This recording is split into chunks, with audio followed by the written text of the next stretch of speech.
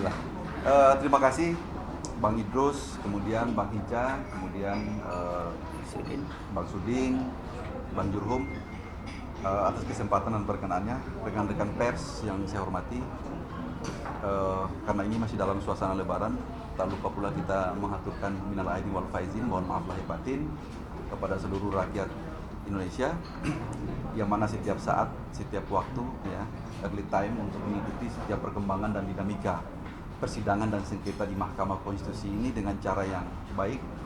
Dan kami juga tak lupa menyampaikan terima kasih yang sebesar-besarnya kepada TNI Polri yang mana telah memastikan seluruh tahapan dan proses ini berjalan secara kondusif, sehingga Mahkamah Konstitusi sampai dengan besok nantinya insya Allah akan menyelesaikan seluruh tahapan dan agenda-agenda konstitusionalnya dalam rangka untuk menyelesaikan sengketa Pilpres 2024 ini dengan baik.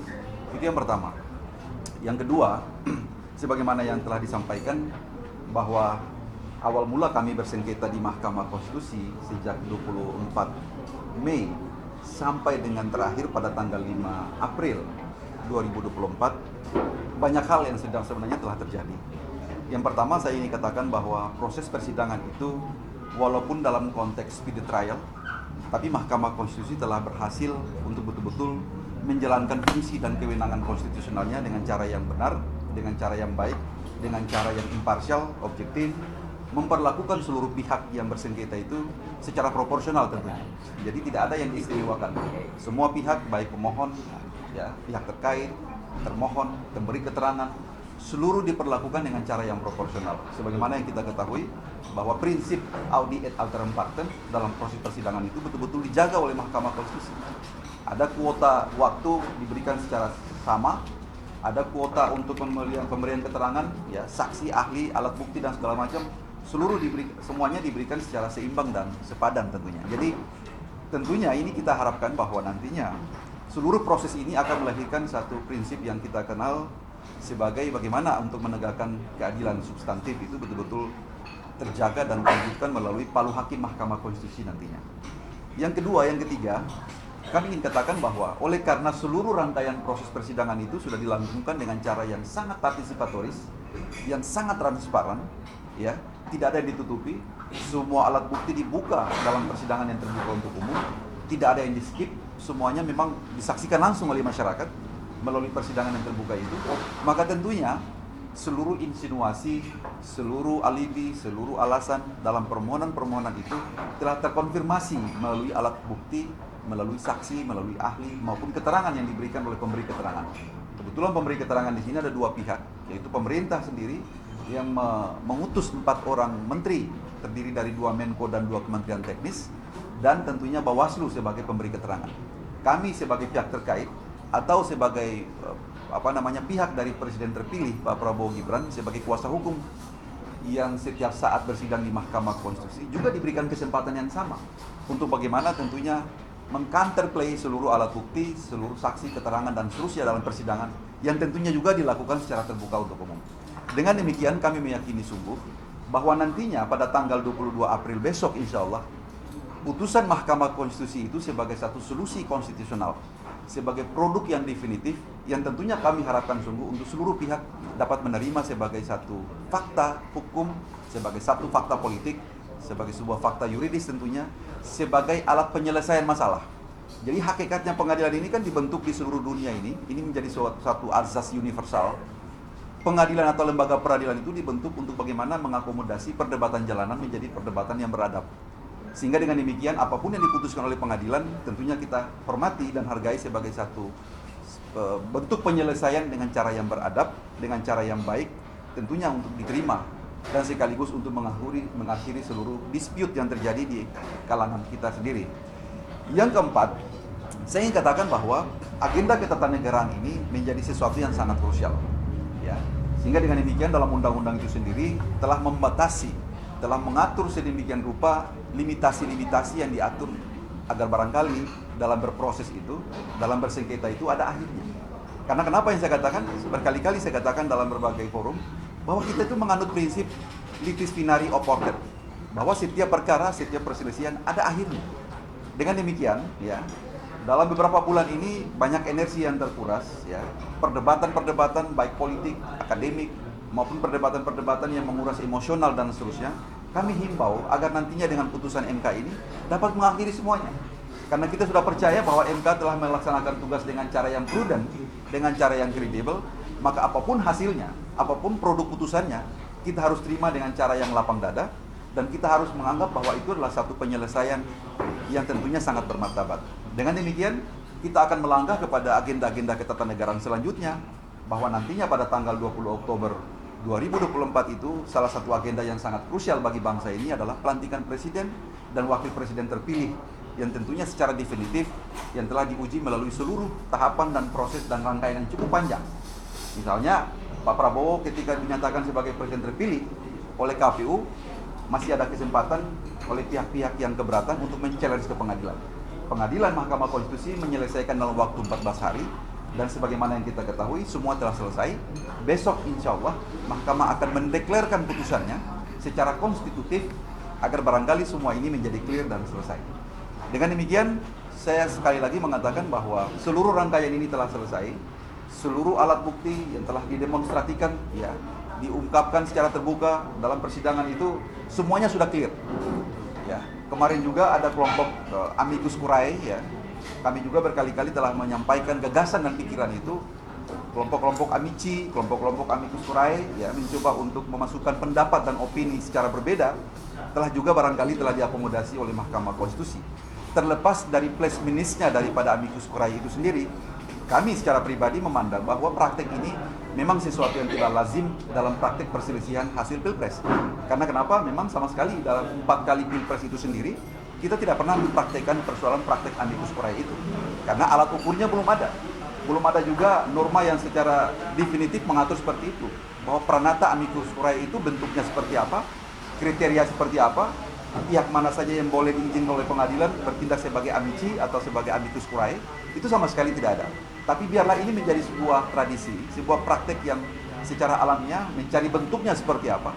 Tapi kami harapkan ke depan barangkali pembentuk undang-undang atau setidak-tidaknya bisa diadopsi dalam peraturan Mahkamah Konstitusi agar ada kriterium-kriterium yang ditetapkan secara objektif. Siapa saja yang kira-kira bisa berafiliasi sebagai amicus curiae, siapa yang tidak boleh. Apakah kelompok kepentingan itu bisa dinyatakan sebagai amicus curiae? Kami juga sudah menyampaikan bantahannya bahwa Ibu Megawati memang tidak dalam kapasitas atau berkualifikasi sebagai pihak yang tentunya mempunyai kualifikasi untuk dinyatakan sebagai amicus curiae. Karena Ibu Megawati secara terang-terangan sebagai pihak yang punya kepentingan atau berafiliasi dengan partai politik, sehingga konflik of interest itu sangat tidak bisa terhindarkan tentunya. Tapi terlepas daripada semua itu, kami sangat menghargai kapasitas kenegarawanan dari Ibu Megawati yang tentunya mungkin punya atensi khusus terhadap persoalan kebangsaan ini. Kami hargai itu. Tapi sepenuhnya kami kembalikan kepada Mahkamah Konstitusi, kepada kebijaksanaan hakim untuk menilai segala sesuatu yang terungkap dalam persidangan maupun yang terungkap di luar persidangan. Seperti yang kita ketahui, amicus curiae ini kan terjadi di luar persidangan. Persidangan telah ditutup, telah di-close, sehingga dengan demikian semua hal yang terjadi di luar itu kami pandang sebagai sesuatu yang tidak berharga secara hukum. Tapi barangkali sebagai informaturis silahkan saja hakim jadikan sebagai rujukan atau sebagai pertimbangan. Kami sepenuhnya kembalikan kepada Mahkamah Konstitusi. Mungkin itu yang dapat kami ketengahkan pada kesempatan ini. Mengenai apakah Pak Prabowo hadir besok, ya. Memang itu sepenuhnya ada pada ketua tim nantinya, Profesor Yusril Iza Mahendra. Apakah nanti ada koordinasi terkait dengan soal itu ataukah seperti apa? Tapi kalau tradisinya kemarin, bukan tradisi ya, kebiasaan kemarin waktu persidangan dari tanggal 27 sampai dengan tanggal 5 itu memang karena ada kesibukan sehingga Pak Prabowo tidak sempat menghadiri persidangan-persidangan, sehingga semua itu diwakili oleh kuasa hukum dan tim. Jadi untuk mengenai agenda besoknya ini barangkali nanti kami akan informasikan kemudian, dan itu nanti domainnya ketua tim hukum, ya, Pak Yusril, untuk nanti berkoordinasi dan berkomunikasi dengan Pak Prabowo. Apakah dipandang perlu untuk harus hadir dalam agenda pembacaan putusan ataukah tidak? Yang jelasnya bukan satu kewajiban sebenarnya, ya, karena memang bersengketa di MK itu pada hakikatnya telah dimandatkan atau diwakili oleh tim kuasa hukum. Jadi bukan satu kewajiban hukum untuk harus prinsipal, ya, atau pihak prinsipal itu hadir secara langsung. Mungkin demikian. Pak Sudi, silakan Pak Sudi. Iya, saya kira agenda persidangan terkait masalah putusan itu, ya, saya kira sudah dikonfirmasi kepada masing-masing pihak. Besok akan ada pembacaan putusan bahwa kemudian belum ada penyampaian ke publik, ya saya kira kan bukan sesuatu hal ya, suatu keharusan. Tapi paling tidak mereka udah tahu bahwa besok akan ada pembacaan putusan dan saya kira mereka akan hadir. Oke, lain-lain. Saya tambahkan lagi ya. Jadi oke. surat resmi itu dari Mahkamah Konstitusi, Ada. dari kepaniteraan itu kan sudah diterima oleh semua pihak. Itu tanggal 19 April. Jadi semua pihak itu serentak dapat, mulai dari para pemohon 01, 02, Terkait. 03, kemudian pihak terkait kami sendiri, kemudian pemberi keterangan dan termohon KPU. Itu resmi dapat itu tanggal 19 April ya. Suratnya sudah ada semua. Jadi sebenarnya seperti disampaikan Pak Sudi tadi itu pasti wajib hadir karena sebagai pihak yang resmi di Mahkamah Konstitusi. Ini demikian. Oke, lain. Besok itu sesuai dengan permintaan dari Mahkamah Konstitusi, kami telah menerima relas panggilan secara resmi per tanggal 19 April kemarin ya, sehingga semua pihak itu diwajibkan untuk menghadiri agenda untuk pembacaan putusan baik dalam perkara dengan register 01 maupun perkara dengan register 02. Agenda persidangan besok itu dimulai tepat pada pukul 9.00 sesuai dengan permintaan dan undangan atau panggilan dari Mahkamah Konstitusi, sehingga kami tim kuasa hukum secara lengkap ya di bawah pimpinan Profesor Yusril Iza Mahendra besok pagi kami sekitar pukul 7.00 itu sudah berada di gedung Mahkamah Konstitusi dengan agenda tunggal yaitu mendengarkan putusan atau pengucapan putusan Mahkamah Konstitusi. Jadi karena besok ini sangat dibaca secara lengkap ya, dalam artian dua perkara sekaligus. Jadi mungkin sangat padat ya, karena pasti putusan MK itu ribuan lembar, ribuan halaman, sehingga pasti persidangan itu sampai dengan sore hari. Mudah-mudahan saja besok agenda ini berjalan dengan lancar, berjalan dengan tertib, kemudian berkat supporting dari semua pihak, dari semua elemen, aparat keamanan, TNI Polri, tentunya kami harapkan sungguh bahwa agenda besok ini menjadi berjalan sebagaimana mestinya, agar yang saya katakan tadi, bahwa adanya kepastian terhadap persoalan perselisihan ini bisa diselesaikan dengan cara yang baik, adanya solusi konstitusional tentunya, agar persoalan agenda-agenda ketatanegaraan selanjutnya itu dapat berjalan sebagaimana yang telah ditentukan oleh peraturan perundang-undangan. Dengan demikian, seperti yang saya tegaskan tadi dalam press conference tadi, bahwa putusan ini diharapkan dapat diterima oleh semua pihak. Karena kenapa? Poinnya adalah waktu yang diberikan ya, alat-alat hukum yang telah dipergunakan oleh semua pihak, baik mengajukan ahli, mengajukan saksi, mengajukan alat bukti, ya kan, meminta kepada pihak mahkamah untuk menghadirkan pihak-pihak lain seperti misalkan menteri dan seterusnya, semua telah dipenuhi. Sehingga dengan demikian kami berharap bahwa tidak ada yang tersisa. Tidak ada lagi yang tersisa bahwa kami belum mengajukan ini dan itu ya. Sehingga dengan demikian putusan MK besok ini telah mencakup semua hal secara holistik, bahwa putusan itu telah berangkat dari alat-alat bukti yang sah, alat-alat bukti yang prudent tentunya, yang dihadirkan oleh semua pihak. Karena MK itu dalam memutus perkara itu kan harus berdasar pada dua hal. Yang pertama berdasar kepada Undang-Undang Dasar 45 atau Konstitusi, dan yang kedua berangkat dari alat bukti dan keyakinan hakim. Jadi hakim itu harus diyakinkan dengan alat bukti. Hakim tidak boleh memutus dengan contoh, tidak boleh memutus dengan opini, tidak boleh memutus dengan hipotesa. Hakim itu harus memutus berdasarkan fakta-fakta hukum yang tentunya secara resmi itu terungkap dalam persidangan. Tidak boleh alat bukti itu muncul dari luar jendela, atau alat bukti itu muncul dari satu tempat lain yang tidak pernah diverifikasi oleh mahkamah. Nah, sebagaimana yang kita ketahui bahwa persidangan itu terakhir pada tanggal 5 April. Persidangan itu semua alat bukti telah disahkan di dalam persidangan yang terbuka untuk umum. Sehingga dengan demikian kami tidak pernah memandang bahwa mahkamah akan memutus sesuatu berdasarkan referensi lain atau berdasarkan informasi ya, ataupun ad informandum yang di luar daripada persidangan MK. Kalaupun ada kelompok-kelompok tertentu, apakah kelompok amici yang mencoba untuk menyampaikan pendapatnya, hemat kami, idealnya itu disampaikan di depan persidangan sebelum tanggal 5 itu, pada saat itu persidangan close, persidangan tutup. Supaya apa? Dalam suratnya itu jelas ditujukan kepada Ketua Mahkamah Konstitusi, pemeriksa persidangan perkara ini, kami kelompok masyarakat ini sebagai friend of the court ya, sebagai sahabat peradilan, sebagai amici atau amicus curiae ya, berkepentingan terhadap isu ini, memasukkan diri sebagai pihak dalam hal untuk menyampaikan opini dan pendapat bla bla bla. Sehingga dengan demikian pendapat seperti itu akan diverifikasi oleh mahkamah dalam persidangan yang terbuka untuk umum. Tapi yang terjadi adalah kelompok Amici yang memasukkan pendapat atau opini di luar daripada agenda persidangan, sehingga hemat kami itu sesuatu yang sebenarnya tidak mempunyai efek determinan terhadap jalannya persidangan. Tetapi sekali lagi saya katakan bahwa dengan penuh rasa hormat kami serahkan kepada mahkamah, karena mahkamah lah sebagai user daripada seluruh informasi apapun yang disampaikan oleh para pihak, termasuk kelompok Amici atau kelompok friend of the court itu.